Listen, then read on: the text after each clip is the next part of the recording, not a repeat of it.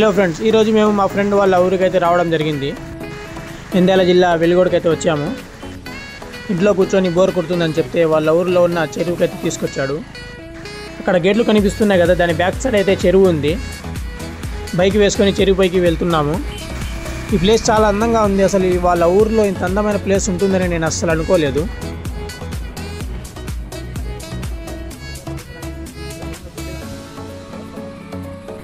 ఫైనల్గా చెరువు పైకి వచ్చేసాము. అసలు ఇంత పెద్దగా ఉంటుందని నేను అస్సలు అనుకోలేదు. మా ఫ్రెండ్ మా ఊర్లో చెరువు ఉందని చెప్తే ఏదో మా ఊరిలాగా చిన్నగా ఉంటుందిలే, చెరువులో దూకి ఈత కొట్టొచ్చులే అనుకున్నాను. కానీ ఇక్కడికి వచ్చి చూస్తే నా రెండు కళ్ళు సరిపోవటం లేదు దాన్ని చూడటానికి, అంత పెద్దగా ఉంది. దీని పేరు వచ్చేసి తెలుగు గంగా రిజర్వేర్ అంట.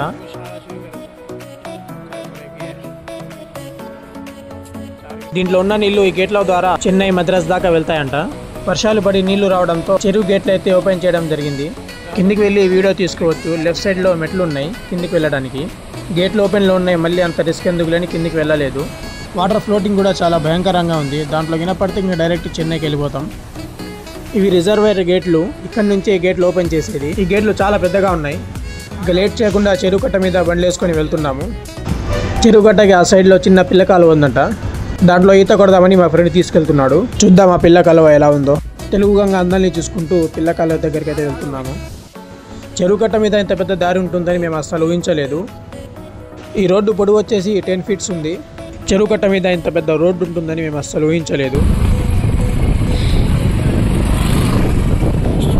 ఇక్కడ ఇంకా 4 గేట్స్ అయితే ఉన్నాయి. చెరువుకి నీళ్లు ఎక్కువ రావడంతో అన్ని గేట్లు అయితే ఓపెన్ చేసేశారు.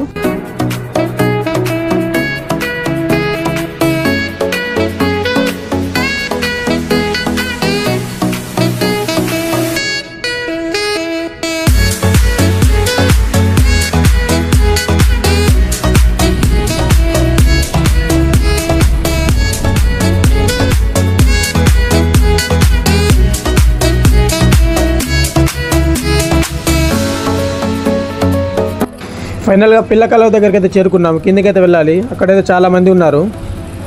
కిందికైతే వచ్చేసాము. ఇంకా ఈత కొట్టడమే లేటు. మా ఫ్రెండ్ పిల్ల కాలువ అంటే ఏదో చిన్నపిల్లలు ఆడుకునేది పిల్ల కాలువలే అనుకున్నాను. కానీ ఇక్కడికి వచ్చి చూస్తే పిల్లల కన్నా పెద్దవాళ్ళే ఎక్కువ ఉన్నారు.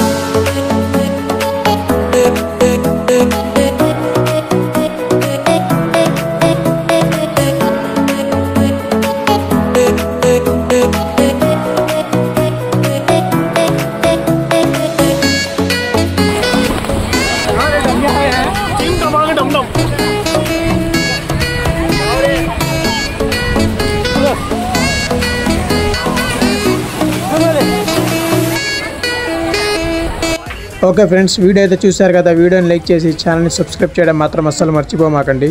Okay, bye friends.